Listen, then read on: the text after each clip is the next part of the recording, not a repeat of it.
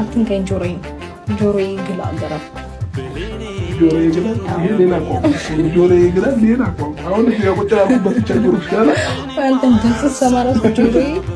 እንዴት እንደሚደናቆርብኝ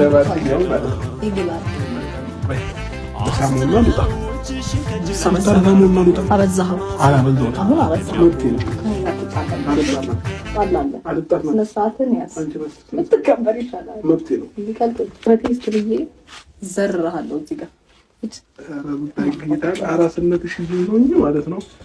እንዲህ ወደ ልጥፍ ባረግሽ ሁላ ውስጤ ነው። ግን አራስነትሽ ምናምን ይዞኝ ሴት ስለሆንሽ እኔ ደግሞ ሴት ልጅ ላይ እጅ ማንሳትም ሆነ አንስቼም ነው አላውቅም እና ያ ነገር ይዞኝ እንጂ ማለት ነው እንደዚህ ወለዛ ነበር ማለት ነው።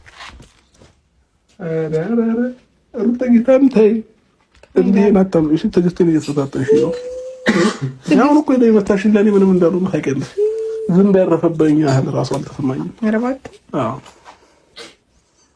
መልካም ቀን ይሁንልሽ። ቻው በቃ ድጋሚ እንደመጣ አንቺ ራስሽ በድጋሚ ማለት ነው እዚህ ቤት ስመጣ ምንም አይነት ነገር እንዳይደብርሽ እንዳይከፋሽ። ጥበል ሄዱታ አልወጣም ሂድ። አንተም ካሜራማን ናችሁ።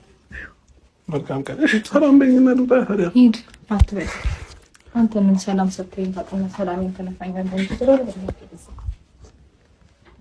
ቻው የኔ ውድ ልጅ እወዳለሁ።